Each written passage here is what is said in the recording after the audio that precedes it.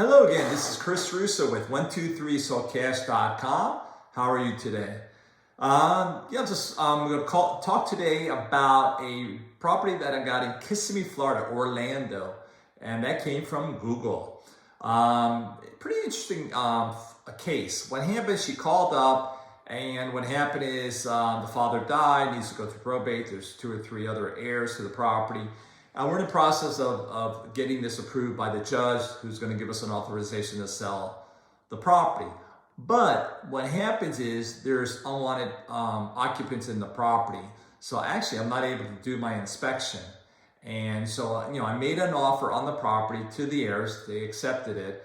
But what happens is, I don't know if you guys are familiar with probate, they need to present the value to the judge, who's doing the authorization to sell, to make sure that the heirs are getting a fair price. Now again, a fair price is you do the comps in the area, you do a BPO, broker's price opinion, and then what happens is you subtract the repairs.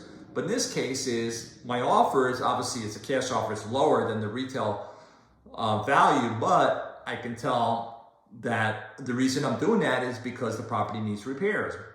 For example, she told me when she used to live in there, one of the heirs, that there was cracked tiles. The wall, like there's some water problem, air conditioning, this and that. And I can bet you any amount that the occupants destroyed the place, because one of the heirs went by the other day and she looked in and said it was trash. But obviously I need to get in, take pictures, and do an estimate of how much it's going to cost to repairs, because the judge, I need to send it to the judge, or actually the attorney, and the attorney sends it to the judge. Say, okay, Chris is offering this amount, and the reason is the retail value is this amount minus the repairs. That's why he's offering this amount. So that's the situation, but I can't really get in there because there's occupants. So what happened is the attorney I'm using, who's a probate attorney, filed eviction notice. So we're toward the end.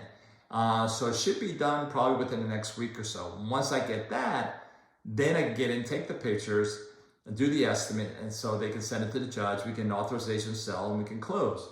So what I'm thinking is, I have partners who help me buy these properties, and sometimes we buy properties sight unseen. I don't know if you guys ever heard of that. Where if it's such a good deal, they drive by the outside, we have pictures on the inside, they assume, oh, it looks good, I'll give you the amount sight unseen. It happens a lot. But in this case, I'm trying to sell it sight unseen, but it's not working. The partners I'm working with, they need to see the inside. So we're just going to have to wait. Because what happens is, say I buy a sight unseen, and then I have to, what I could do is continue the eviction. Right, so if I'm continuing the eviction, buying sight unseen, property needs repairs, I can write that all down when the attorney sends it to the judge. Then whatever I'm buying, my price I'm buying, they'll probably accept it because I got to deal with the headaches. But since, since I can't buy a sight unseen, I have to wait for the eviction to finish, take the pictures, do the estimates, send it to the attorney so you can send it to the judge, and hopefully we get the authorization to sell and we can close. So it's a little tricky. So these are different options, different ideas that I think, so how can I, close on this? And the attorney gave me the idea, Chris, maybe you can take over the eviction. I go, let me see.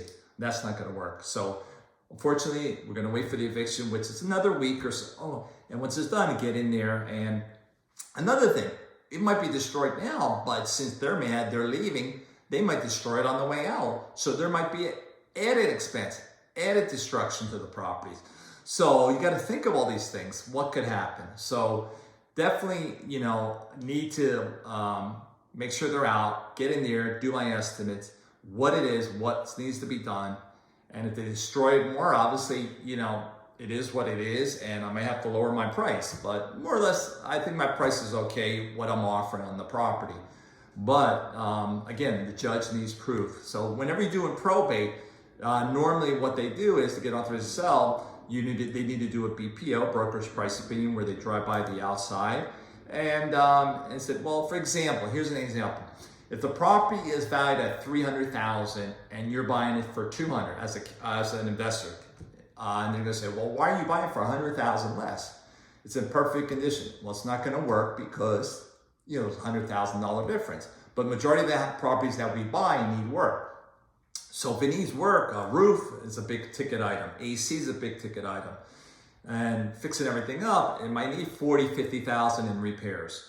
So if it needs 40, 50,000 in repairs, so you got, let's look at 300 minus 50, you're at 250, maybe 60 or 10,000 more here and there, 230, and you're buying for 200. Well, okay, judge said, okay, fine, it's a cash deal. It needs repairs.